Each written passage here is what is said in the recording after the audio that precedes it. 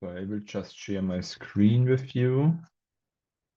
And maybe you're waiting for 5 minutes if someone else is joining in.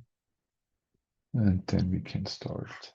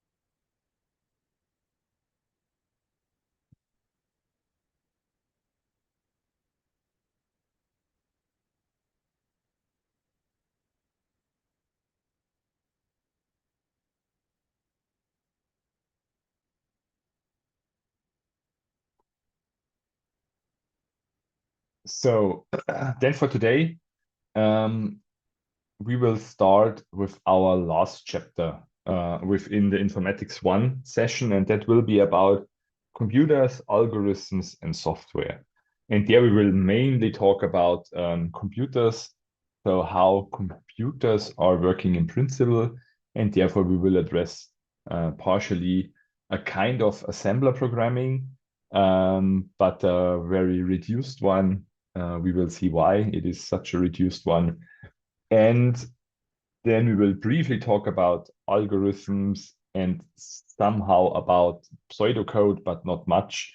But seeing how you are developing a function from scratching something on a paper till really realizing that with a certain programming language.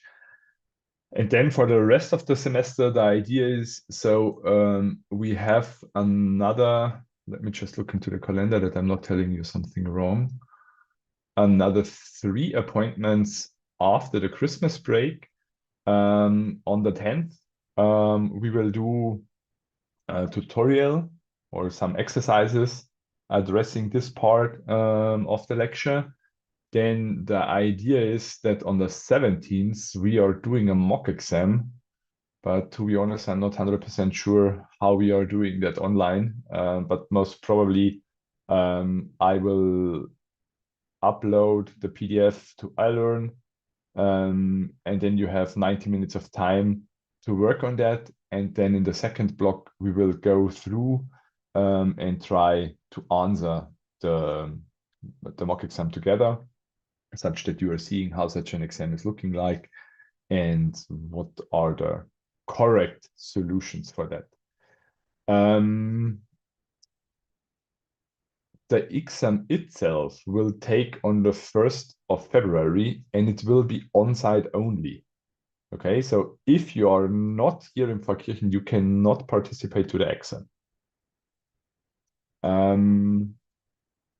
What else? Yes, then on the that would be then the second session in January. And on the third one, on the 24th, that's nevertheless the last week of lecture anyway, We will do a review session. So if you have questions there, if you want to review something, if you want to redo something, then we can do that on the 24th. Are there any remarks, questions, recommendations to that plan? Do we want to have something different or?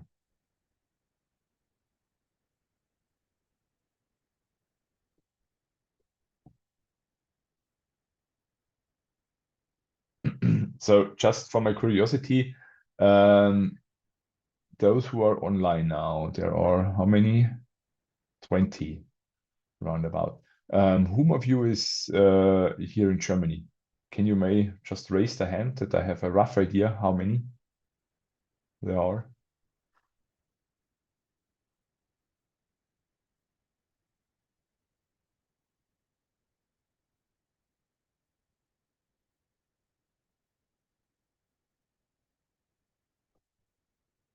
Okay. And are you here? So those who are here in Germany, are you here in Verkirchen or are you somewhere else mainly? So doesn't really matter. Let's reformulate what I want to say. I guess if it is possible for you to come for this mock exam on Thursday to the on-site lecture, then it's maybe helpful if you're doing that for your own, because then you are really seeing the situation, how this exam will take place in reality. And it's maybe easier than if you are doing that online.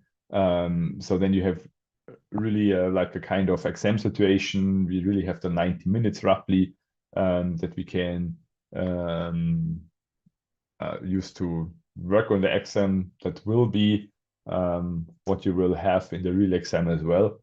And then it's maybe from a training point of view a bit more effective than the other way around. Okay, then let's look into our last chapter about computers, algorithms, and software. And the first thing we want to look into is the relationship between tasks, computers, algorithms, and software.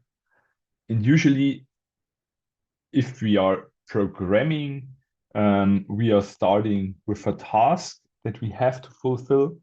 Or if you're just using the PC, then you're usually starting with the machine or the software. But there is a relation between them. And you can see here, there is a relation between the task and the algorithm, because the task is analyzed and one or more algorithms are invited, which are able to do the required job. The algorithm depends strongly on the task. There can be many approaches for suited algorithms. So you have a certain task to fulfill, and the first thing that you are doing is developing an algorithm which is fulfilling the task. That does not mean that you are writing here any line of code. Nothing. Again, if you are comparing to constructing or building our house, this is the planning, this is the architecture work here. So there is the task to build a house where, I don't know, a family with 2 kids and a grandmother and a grandfather can live in. You have to have a garage for 2 cars. And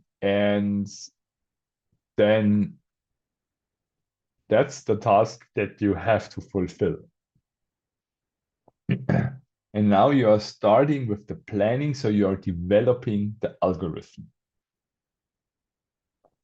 Then if you have developed the algorithm, and there are of course many approaches, again, like with the house as well, you can build the house with bricks, you can build the house using wood or whatever.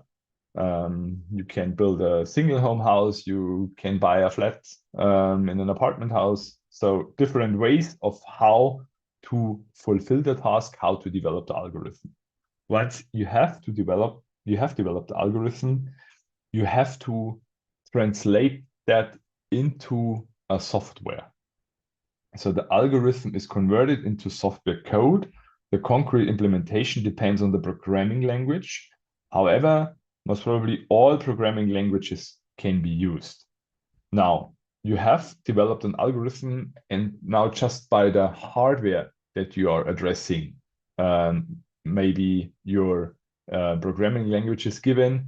If you want to implement something on a web server, you are maybe using PHP or JavaScript. If you want to run something on a microcontroller, you are using C. If you are developing an app for a PC, you're maybe using C#. If you are developing an app for a smartphone or for a mobile platform, then you're maybe again using a different language. And there are also languages that you can use to produce software for different devices and different hardware platforms as well. So one of the most famous softwares that you can use, or programming languages that you can use to develop applications for different platforms, is Java. Because with Java, you have an additional layer between the machine code and the program itself, which is interpreting the Java code, let's say. So you are creating something like a virtual machine, and this virtual machine is executing the Java application, but the virtual machine is developed such that it can be executed on a PC, on a Linux system, on a mobile platform, or on the Windows system, or on a Mac or whatever. So you're usually using here an IDE, so an integrated development environment, to produce the code. But of course, you can also use a simple text editor, because after you have written the code and tested and there are no failures, you have to compile such that you can run that on the machine, so, or on the computer. Therefore, in the past, programming language and computers depended strongly on each other. However, modern computers can interpret a variety of languages on the higher level, and some high-level software layers are completely independent of the used machine. Nevertheless, each processor can only understand its machine code, which represents the lowest level. So the code that you are writing is not the code that is executed on the machine if you are programming something. If you're programming some code, then you have to compile that code. And if you are compiling, the code is translated on the lowest level to a machine code, and this machine code is dedicated to the processor that you are running on that machine. So if you have an Intel processor, then you are compiling the code such that it can be executed on an Intel processor. It does now not matter if this Intel processor is installed in a PC, in the Windows PC, or some years ago, even Apple was using Intel processors, and there you had the possibility to execute Windows applications, classical Windows applications, easily on a Mac as well, because the processor was the same. Now they are again using self-produced processors, and therefore you have to compile the software such that it is dedicated to their processors again. And now we have developed from the task or the algorithm and the software something for the machine. And now there is also a relation between the task and the machine itself, because the complexity of the task decides on the specifications of the machine. Not all computers can do all jobs. So nowadays, we are maybe not easily seeing that not all computers can do all jobs in our daily life, because most probably the processing power that every one of you is having in his pocket is much higher than what we had on the desks 10 years ago. But nevertheless, there are some very complicated tasks as well, especially, for example, if you are simulating things. If you're running big simulations, I don't know, of particles, of atomic structures in a liquid or whatever, then usually you're not able, or you are able to simulate it on a standard PC, but that is taking days or even weeks of processing power. So therefore, you may need a certain hardware. A hardware which is dedicated for simulating, so which is very often a processor with more than 4 or 8 cores, up to 64 cores they sometimes have, so such that they can run the simulation in parallel tasks. Or you're even relying on a supercomputer. So you may have heard about these supercomputers, which are very often promoted and which are used to simulate complex stuff. Okay, do you have any questions there?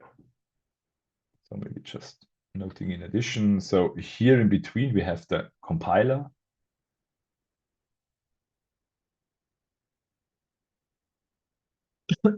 Which is translating the software code into the machine code.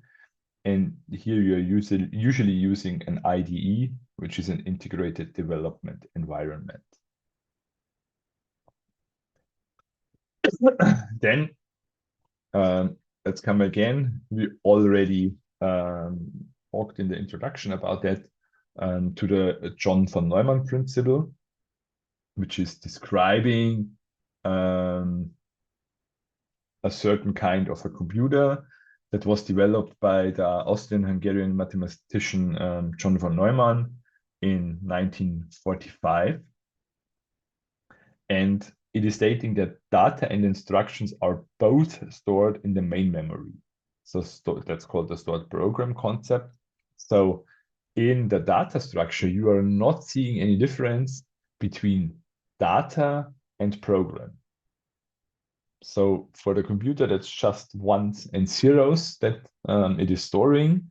And depending on how you're telling the machine how to interpret these ones and zeros, it's either interpreted as data or interpreted as a program.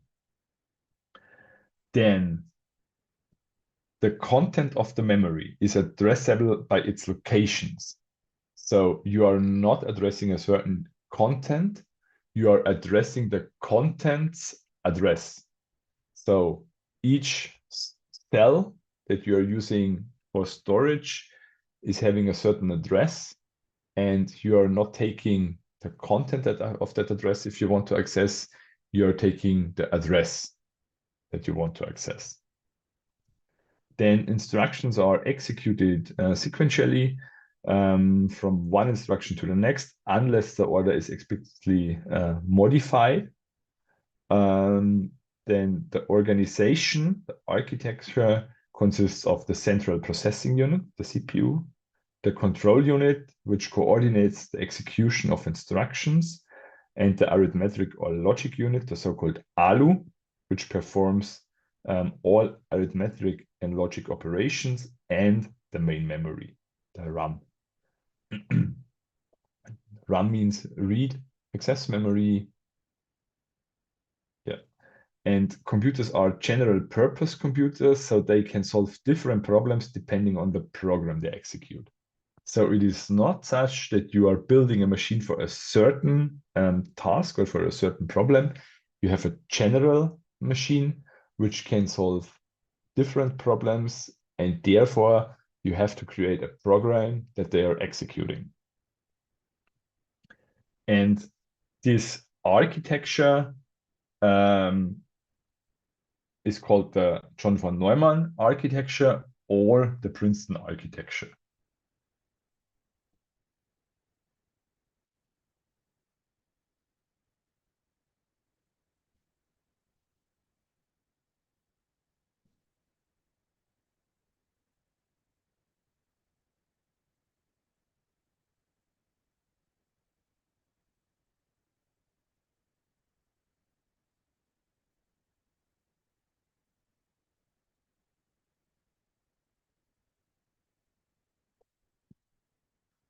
Do you know any other architecture than the John von Neumann or the Princeton architecture?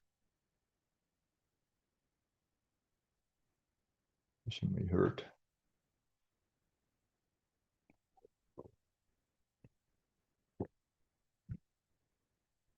So, and another architecture would be the Harvard architecture. And in the Harvard architecture, program and data are stored in different locations. So they are not stored together on the same location, like in the Princeton architecture, they are stored in different architectures, but most of the systems that we are using and that are existing are following this John von Neumann architecture. And you know that if you're installing a software on your PC or an app on your smartphone or tablet, that's occupying some space on your storage. And that's the same storage where you're storing your files, your photos, your music or whatever. Of course, we have a common memory for both the program and the instructions and the data.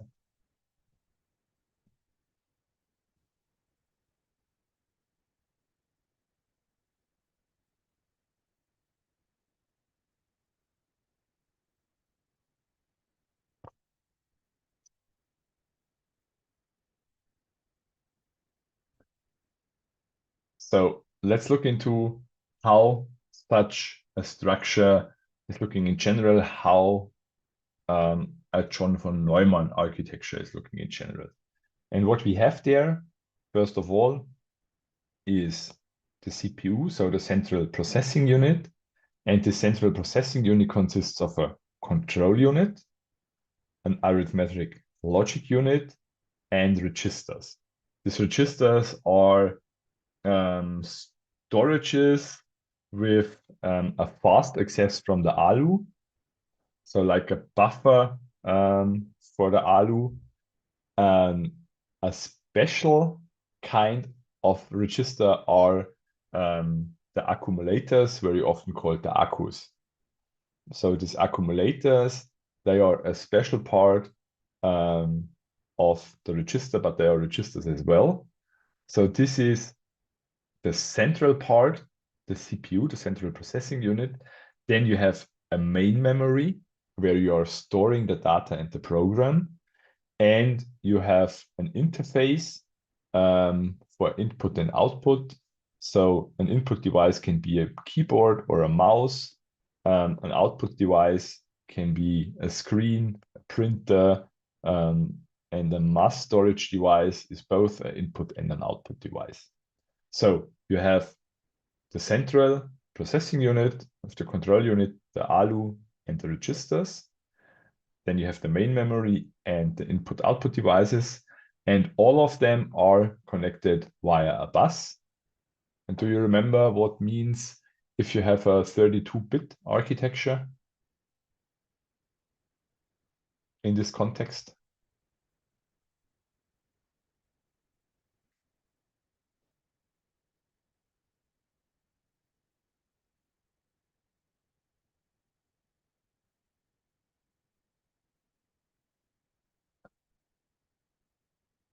So the 32-bit architecture means that you are transporting on that bus 32-bit in parallel.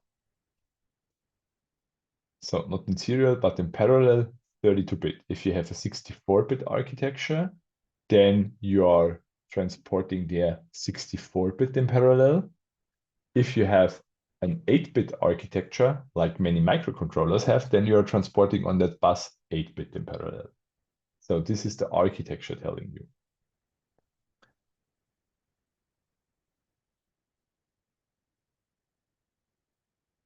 And that's the general structure of any computer according to the von Neumann architecture. So that's the structure of your laptop as well as of your smartphone or maybe your smartwatch if you have one, because that's also most probably following the von Neumann architecture. So you do not have a dedicated storage for apps and a dedicated storage for data. You have a common storage, and by that, it is the von Neumann architecture. And you can imagine that your PC is most probably a 64-bit or at least a 32-bit system. Your smartwatch is most probably not, depending a bit on the complexity. But there you may have just a microcontroller, which is relying on 8-bit. But nevertheless, they are following the same architecture there. And now we are coming to the machine code. So the machine code is the compiled programming language or the compiled program that this architecture is operating. And what we have here are a few instructions. You see there, it's just a very simple example of such operands that we have. And usually, we may just move forward. That's always described with an opcode, so an operation code, which is telling the machine what it should do. So that's the command. And an operand, so for example here, the operation code 1 is saying load the register R with the bit pattern found in the memory cell whose address is X epsilon. So going back to the structure, load the register. You have to tell which register, 1, 2, 3, and so on, depending on how many you have, with the bit pattern that you are finding in the memory cell with a certain address. So you are not saying load the register with a certain bit pattern. You're saying load the register with a bit pattern which is stored in the memory cell with the address 7F, for example.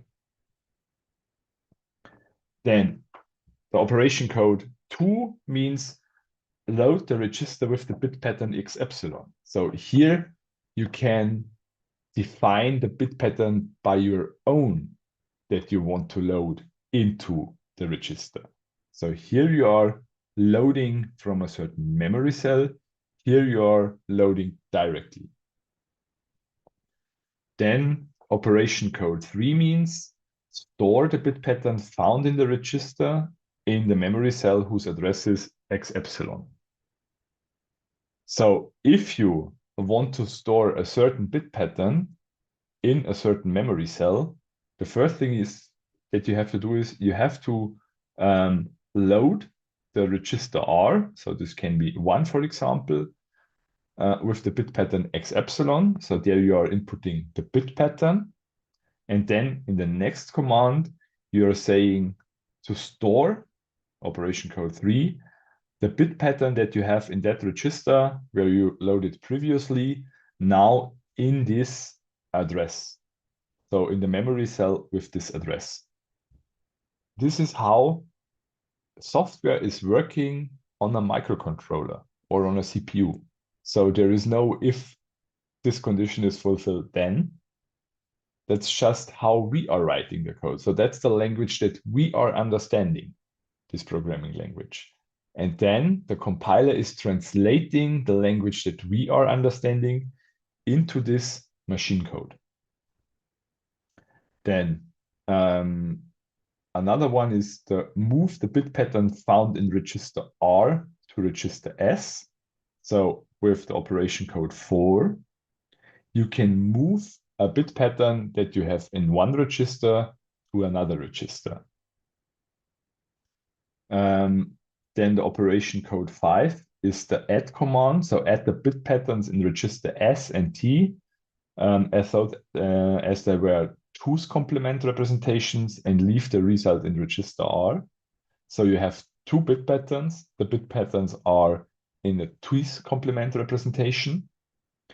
And you are loading or you're adding 2 of these bit patterns, which are in 2 different memory cells or in 2 different registers. And you are storing it in the first register that you used. So S plus T is R. Maybe we are noting it here. So R is S plus T. And if you're looking into, there is only an add command because we have a 2's complement. And you remember in the 2's complement, we can add the bit patterns with the negative sign bit, which is nothing else than subtracting it. Then the operation code 6 means add the bit patterns in register S and T as thought they represented values in floating point notation and leave them and leave the result again in the floating point in register R. So here we have again R is S plus T. Here we have the 2's complement. Here we have the floating point. And you remember, if you have there 8 bits, it is only depending on how you're interpreting the bit patterns. The bit patterns itself can be the same, no matter if you're using the first or the second command. It depends on how you're interpreting the bit patterns, if they are 2's complement or if they are floating point. So you can have the same bit pattern and with a different meaning, because once you're interpreting as floating point, once you're interpreting as 2's complement. Then the operation code 7, or an OR command, which means to OR the bit patterns in register S and T and place the result in register R. So that's now a logic operation, but for a bit pattern. That means, let's maybe add here.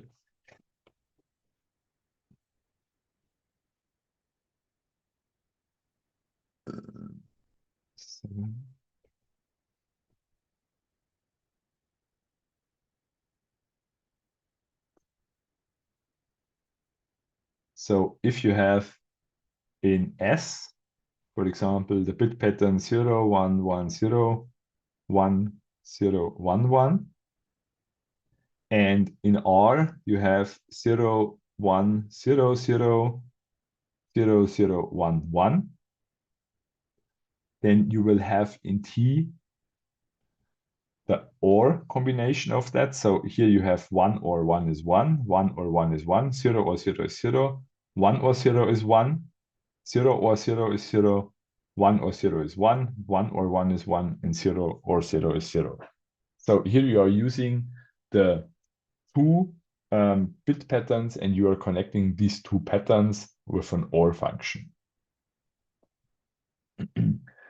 The same is existing for an AND.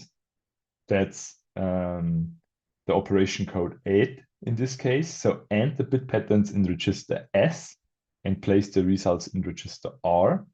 So that's more or less doing the same.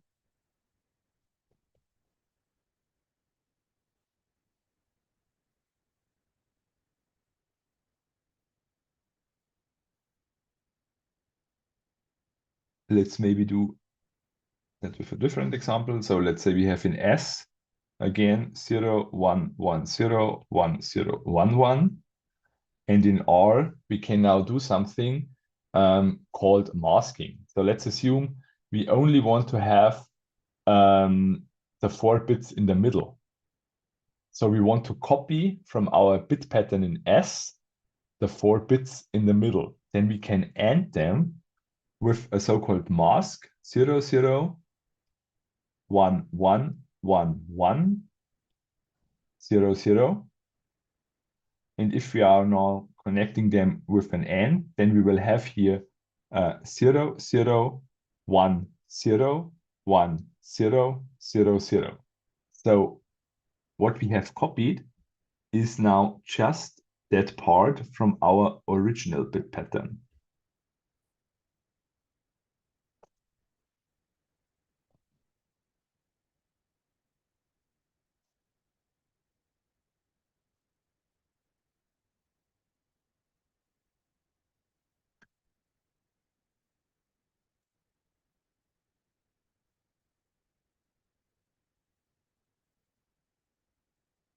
So with the mask, we are defining which part of our original bit pattern we are copying.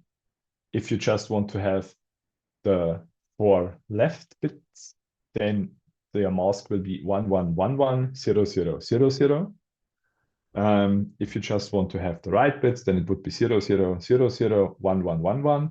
And then you are always copying just that part because they are connected with an AND. So here we have S or R. Here we have S and R.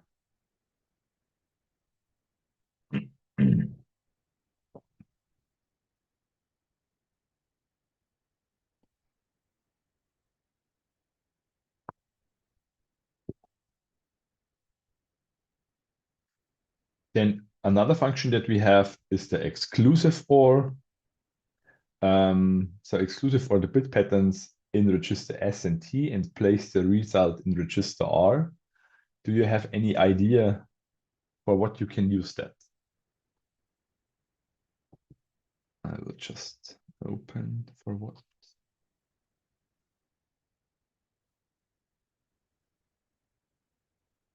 Any ideas?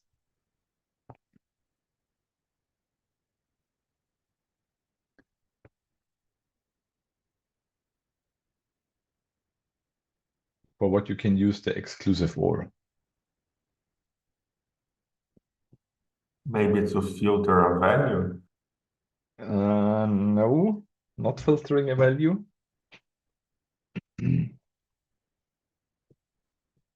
you remember how we are getting the two's complement of a certain number?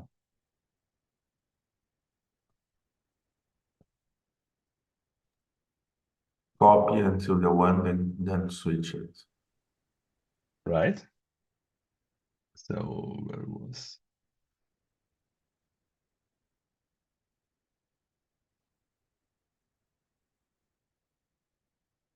So the two's complement was copying till the first one and then switching the state. So you can do that with the XOR and the AND as well. Let me just show.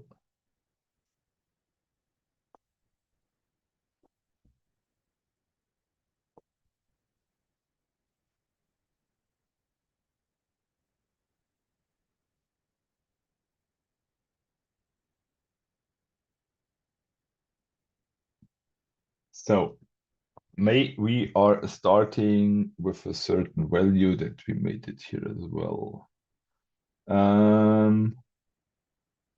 Let's say 5, which is 0, 1, 0, 1. And we want to have -5, which is 1, 0, 1, 1. Okay? Oh, sorry. So let's say in S, we are having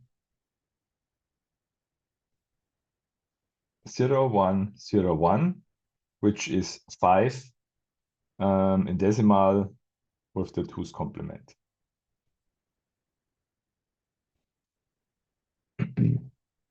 And now in R, we are loading 1, 1, 1, 1. So just 1 bits. And then in T, we will get, so that will be S, X, or R. So what we have there is 0, 1, 0, 1. We inverted now the original bit pattern.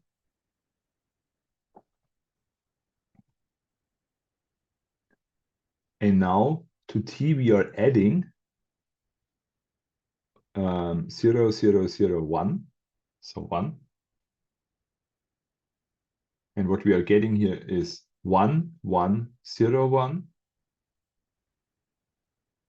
And if we are looking back, 1, 0, 1, 1 is -5 in 2's complement notation.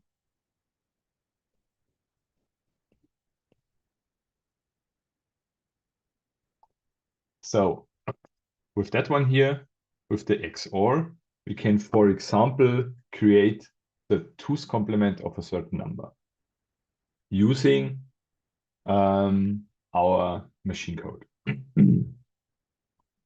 Then what we have here is the so-called rotate function. So rotate the bit pattern in register R 1 bit to the right for x times.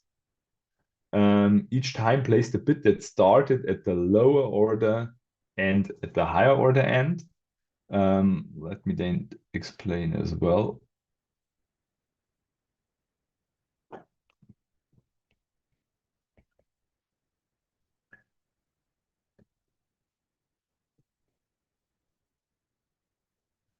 So if you have a certain bit pattern, just draw that with 8 bits.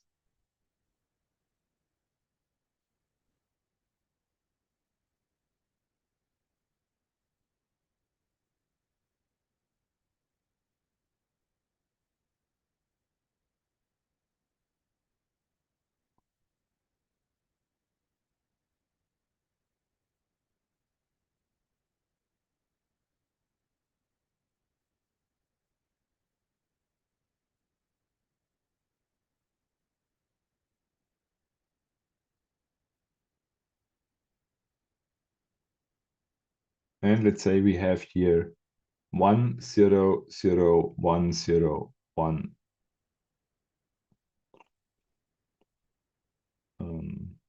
1 0. Doesn't really matter. Then what we are doing is we are rotating this bit pattern x times to the right. And each time we are placing the bit that started at the lower order and at the higher order end. So if you are now rotating for 2, like, so it would be like that. So let's rotate twice, let's say. Then we are ending up here in the following bit pattern. So 1 1 0 0 1 0 1. Right. And now let's maybe mark them, and we will have here 1 0, and this is that 0, and this is that 1. So we move that to the right, and we filled up the bit patterns which would fall out of our storage and took them to place in the beginning. So that's a general function. Usually what you have on a microcontroller is not a rotate, but a shift. And let's look into what is the difference.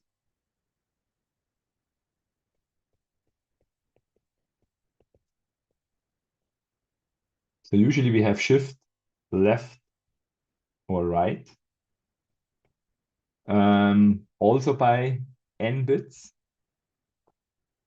And let's start again with a certain bit pattern. Let's say we have here 0 0 0 0 1 0 1 1 0. What would that be in decimal? To be honest, I have no any idea. You can translate it to decimal. That's a good training for the exam.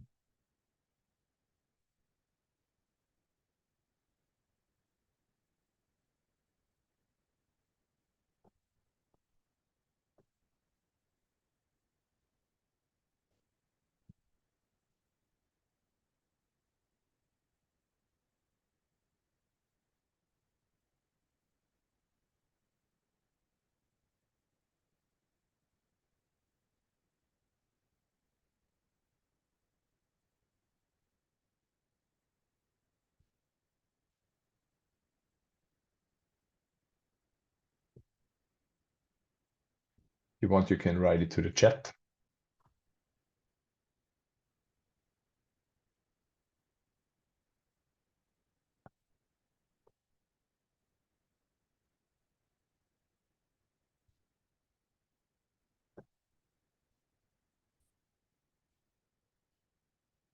Right, 22. So that's 22 in decimal. Now let's take that pattern and let's shift by 1 position to the left.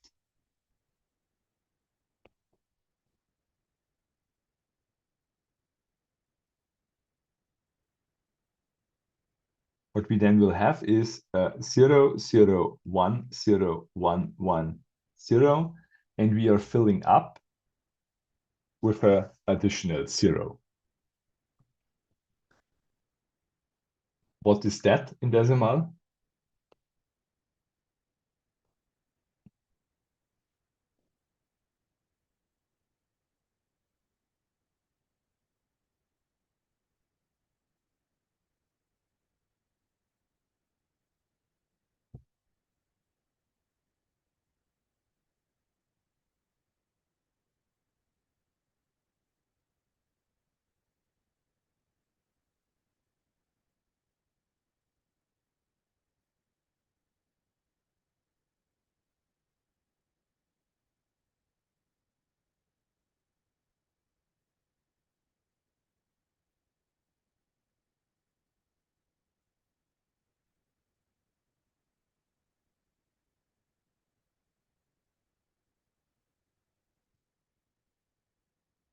44, right? So that's 44 in decimal. And now let's take the original pattern again and let's shift it to the left, to the right now. So we will have here 1, 1, 1, 0, 1, 0, 0, 0, and we are filling here with a 0. What will that be in decimal?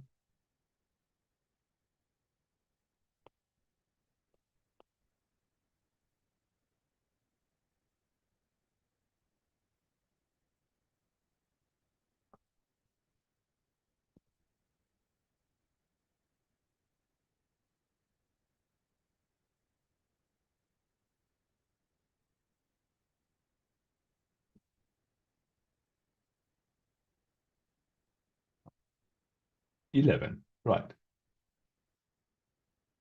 So, are you seeing the pattern behind that?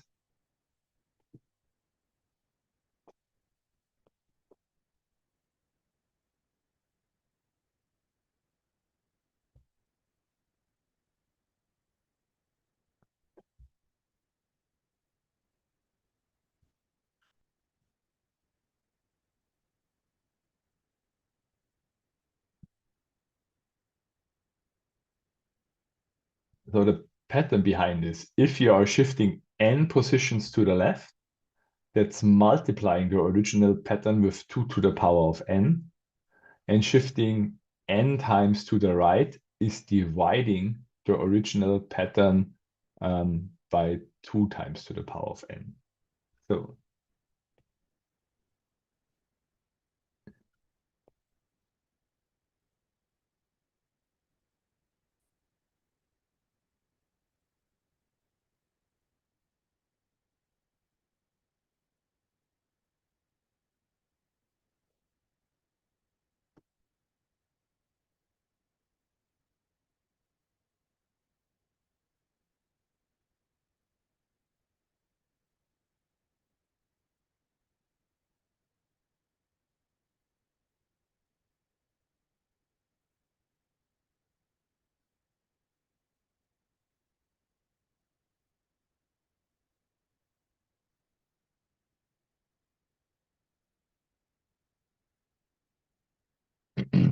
so you can calculate with shifting left and right. You can multiply and divide with 2 to the power of n only. So you cannot multiply with 3, but you can multiply with 2, 4, 8, and so on,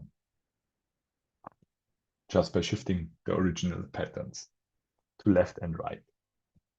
And from the function, these shift codes are the same like the rotation code. The difference is that by shifting, you are filling up with zeros. By rotating, you are filling up with the original pattern.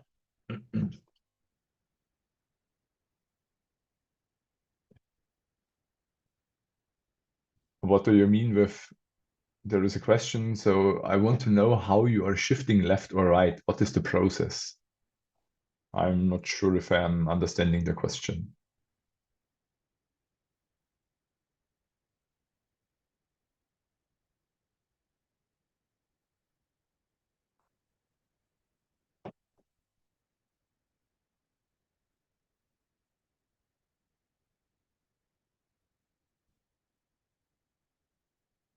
Can you may specify a bit more, Abu?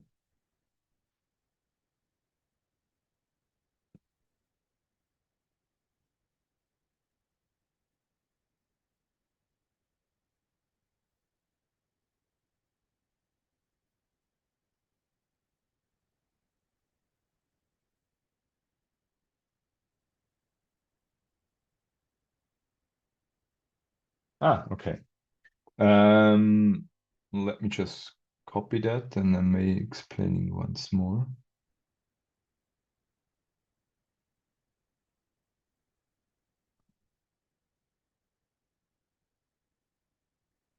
So what I'm doing here is the following. Just remove that.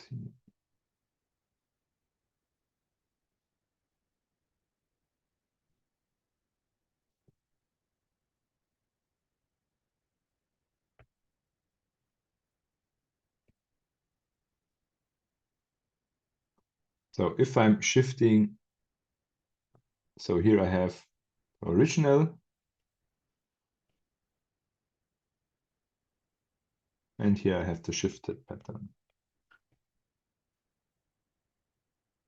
What I'm doing is just shifting, so the first bit, the most significant out of, then shifting the second to the first position, the third to the second position, the fourth to the third, and so on.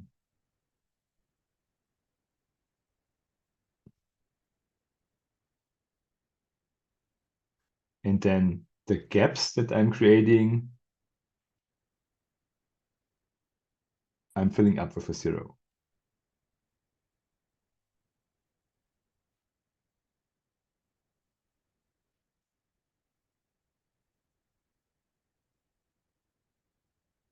And the same it is if I'm shifting to the right.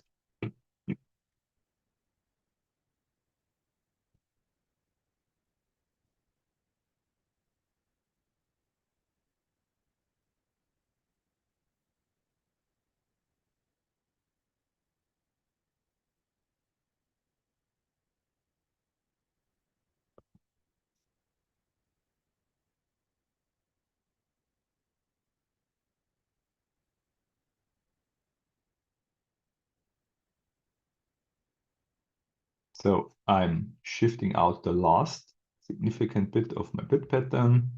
The second will become the last significant bit, and so on.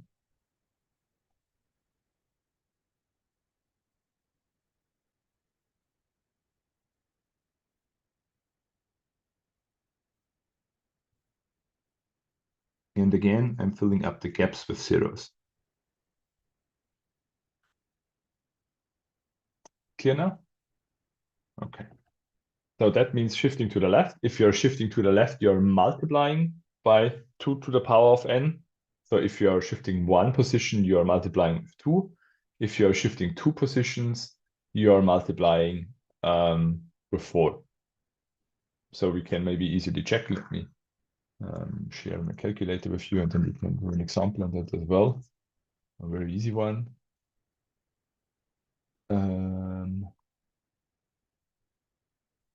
To share.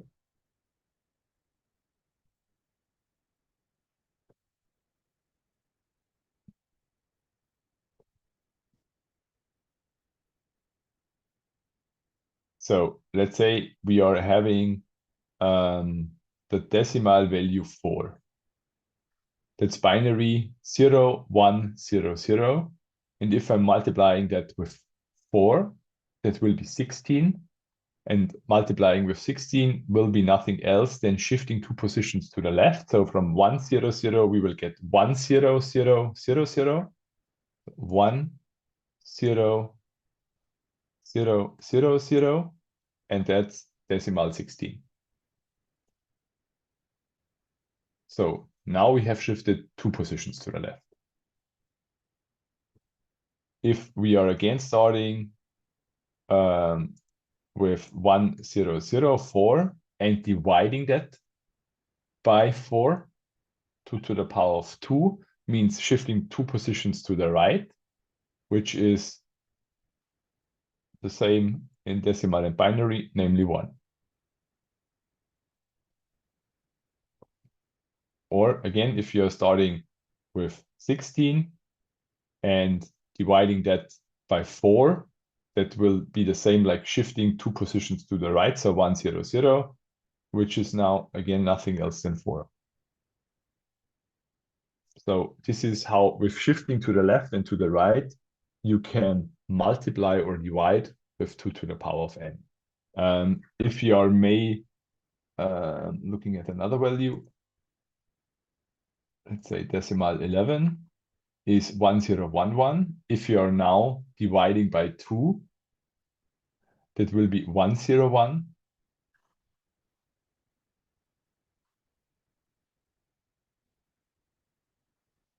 Which is 5. So there you have rounded. So 11 divided by 2 is 5.5. So you round it to 5, so 5.5 in addition. because you're only dealing with integers there.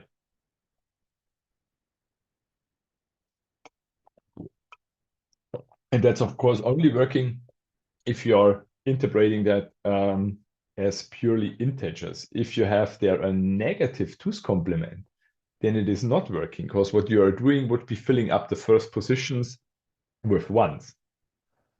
So if you want to do that with a 2's complement, then first of all, you have to calculate the positive number out of it if it is a negative number. Then you are shifting to the left, to the right, and then again creating the negative number out of it.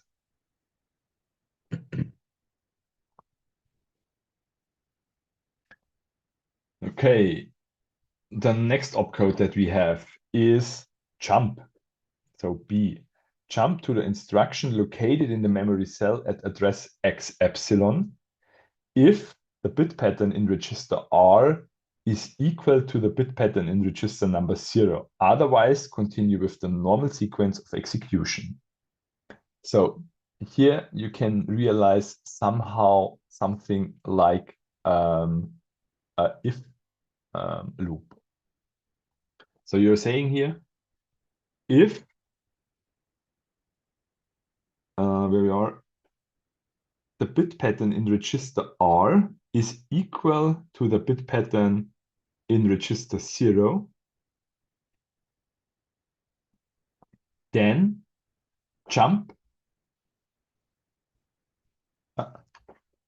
Thank you for the hint. I'm still seeing the calculator.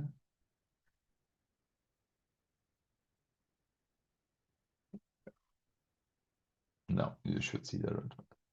So jump to the instruction located in the memory cell at address X epsilon if the bit pattern in register R is equal to the bit pattern in register 0. Otherwise, continue with the normal sequence. So if the content of register R is equal to the content of register 0, then jump to the instruction located in a certain memory cell, the memory cell X epsilon, and execute the command which is stored there. If not, continue with the normal sequence. So jumping means if you have some line of code written, then you're either jumping back or forward and not executing what is between your actual position and the next position. So with that, you can somehow control the code and avoid that something is executed or re-execute an existing code. And then the last one is the so-called halt execution. So that's where you are stopping to execute anything. So that's the end of your program, let's say.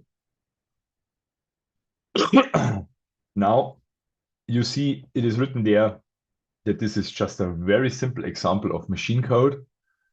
Let's look a bit into why this is just a simple example of machine code. Therefore, let me just open a PDF file and share that one with you.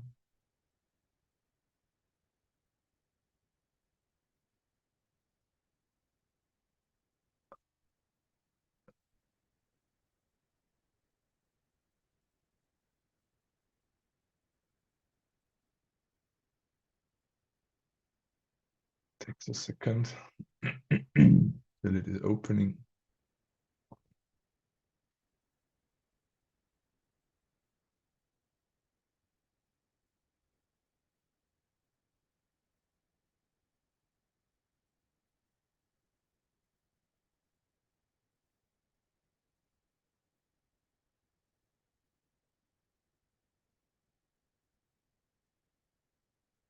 Rearrange my monitors a bit.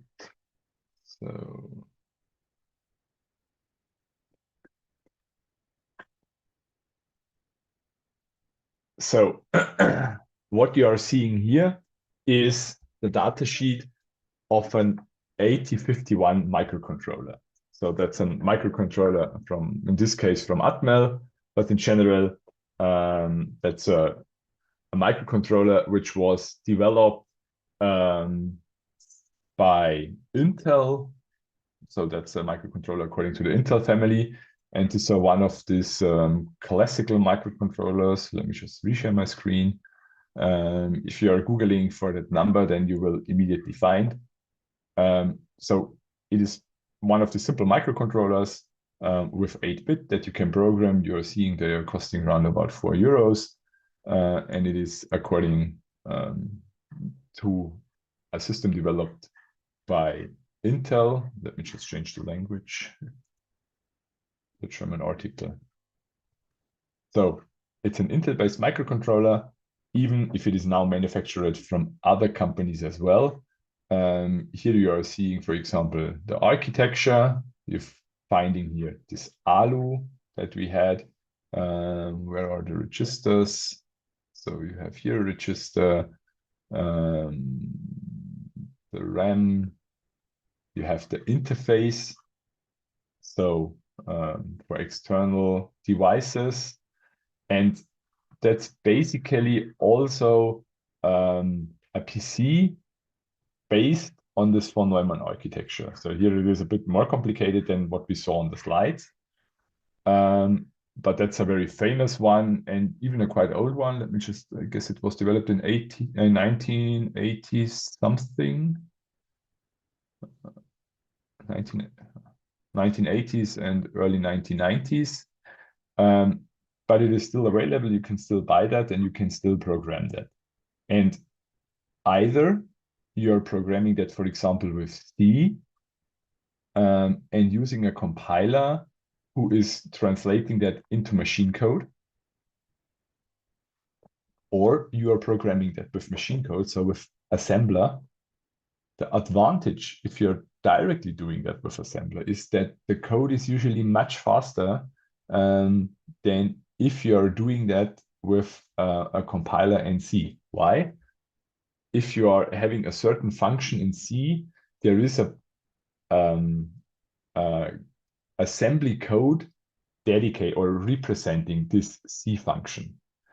And by that, of course, you have a lot of overhead, let's say, because the representation of the C function in assembly is in a very general manner. It always has to work, independent from which inputs you are having there. So if, for example, you have a if, this if function has to work no matter if you are comparing two integers, if you are comparing two variables, no matter if these variables are stored as floating point or as access notation, or if they are symbols or whatever. If you are directly doing that, then you can much more dedicate your code to your needs. And by that, the load is much lower than if you're using a compiler. And here you are now finding different instructions, and they are much, much more. So it's starting here with arithmetic instructions. So you have there 1, 2, 3, 4, 5, 6, 7, 8 different functions for adding something. So add immediate data to the accumulator with carry, add indirect RAM to accumulator with carry, add direct byte to accumulator with carry, and so on. You have to also subtract, increment, decrement, so count upwards and downwards, multiply, divide, decimal, adjust accumulator. Then you have logic operations, and functions, or functions, exclusive or functions, clear, complement, rotate. Then swap nipples within the accumulator. No any idea what that means. Functions for data transfers. Then Boolean variable manipulations, program branching, jumps to structure, and the nope, which is the end operation. And here you are seeing, what am I sharing?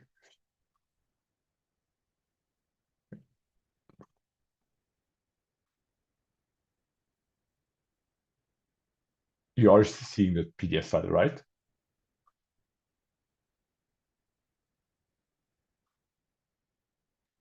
Yeah. Okay, fine. Here you're now seeing the opcode for these functions as well. So here you're seeing the opcode is something hexadecimal like we had before, but 2 bytes are dedicated for the opcode. And you have here the functions again and the operands that you have to deliver together with the opcode. And it is much more than what we are having in other very simple example of the machine code. But the idea behind how it is working is the same like for other simplified machine code. Just the functions are more. And the functions are implemented now in the logic gates within the microcontroller. You see, there are 4 pages full with functions with different operation codes. And if you are now using a microcontroller belonging to this 8051 series, then you usually have these functions. And usually you also have them if you are not buying one from Atmel, but maybe from Texas Instruments. So the set of functions is not defined by the manufacturer, it is defined by the type of the microcontroller. If you are using another microcontroller, not one of this 8051 series, then of course you have a different set of functions, because it is a different microcontroller. It's maybe one which is not costing 4 euros, but just 2 euros. And therefore, the capabilities are may reduced. But the idea behind it is the same, which means you have here some functions for different functionalities, so arithmetic, logic, and so on. And they are described, they are represented by an operation code, and they have some operands. And if you're now continuing reading through this document, then you're also seeing some examples and descriptions of these functions. So that's now a call. Let's not look into that. Adding. So here, for example, we have the function add with carry, ADDC. Simultaneously adds the byte variable indicated, the carry flag and the accumulator contains leaving the result in the accumulator. So the accumulator is a special type of register. The carry and auxiliary carry flags are set respectively if there is a carry out from bit 7 or bit 3 and cleared otherwise. So it is described. Then you have an example there. And then you're seeing again how the encoding is working and the different varieties of this function that you have. So if we are looking back, so that's now page 13.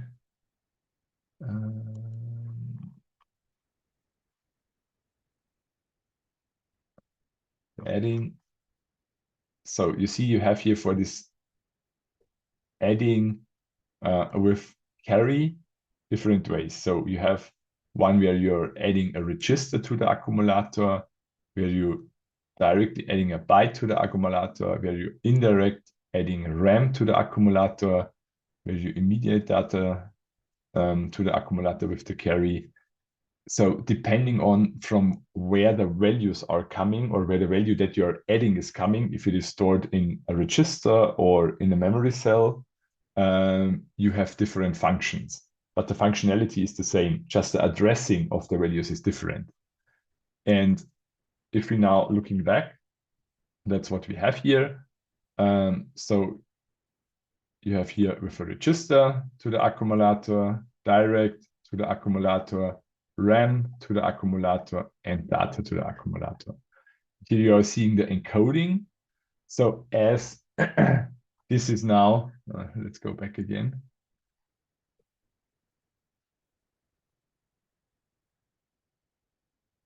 So for example, here we have, let's take that one, the add C, R, A, and Rn. If you're now going to the opcode representation, what do we have?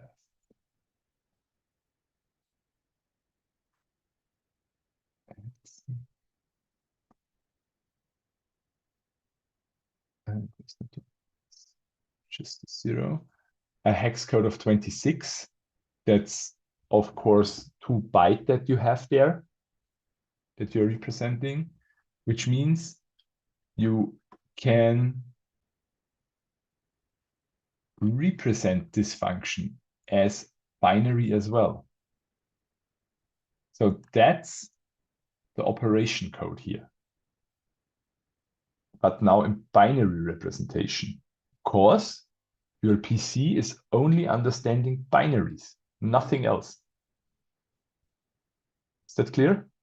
So in the first one, let's maybe translate to hexadecimal, that one, I will just do without showing you with the calculator. So 0011,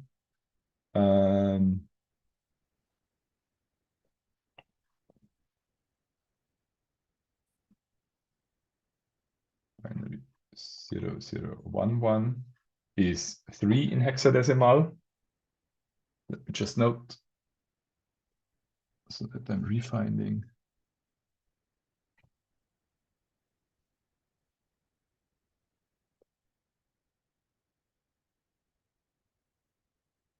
And the second that we have is 0101.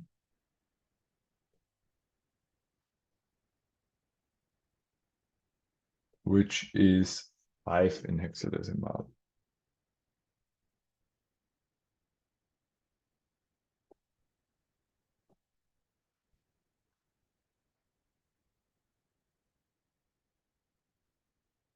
So 00110101. If you are now going back to the list,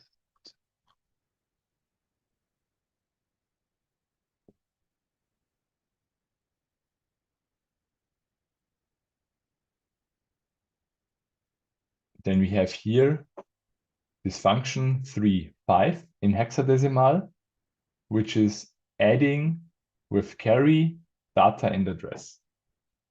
So 35 in decimal is 0011 0101 in binary representation.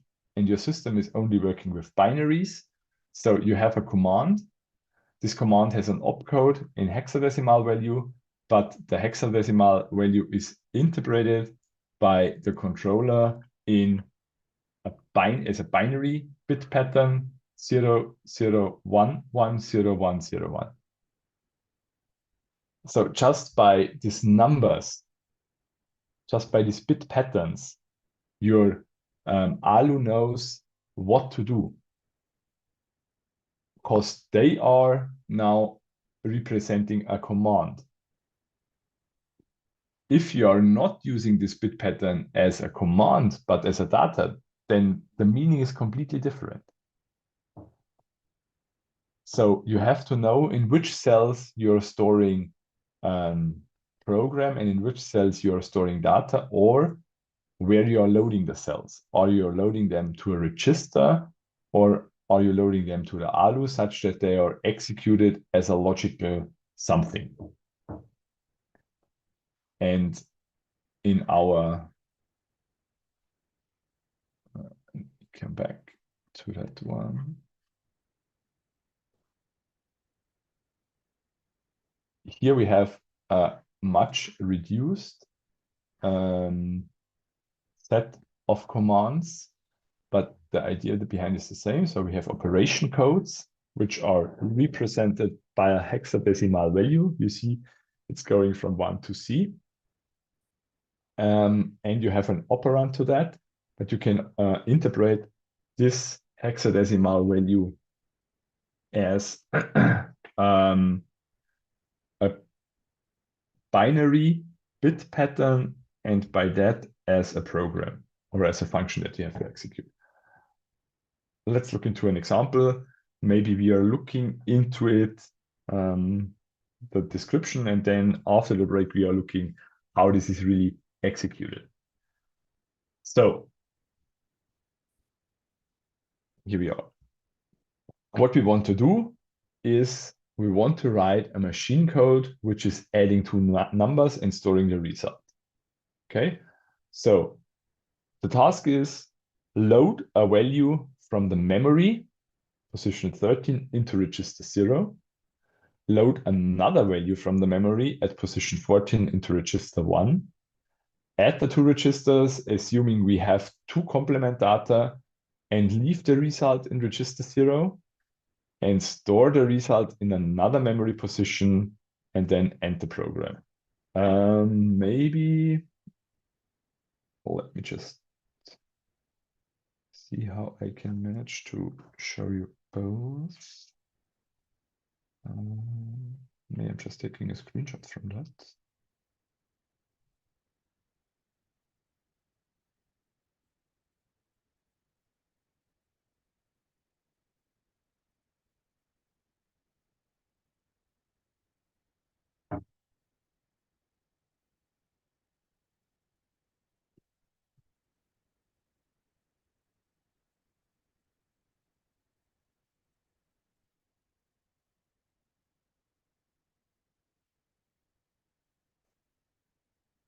So you're now seeing both, right? The task and the functions that we have.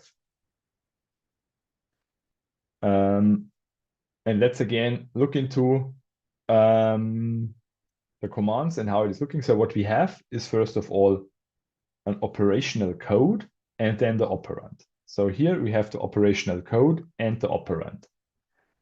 And usually that's in hexadecimal form, but the microcontroller is interpreting it in a binary manner.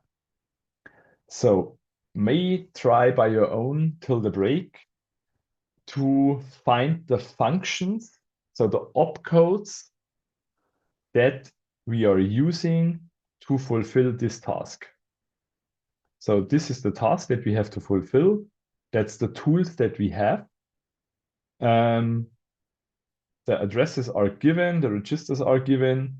So try by your own to find the functions that you would need in that order to fulfill that task. And then after the break, we are continuing with that. So at 11:30, we will continue with that, but till then, please try by your own to create the code for that.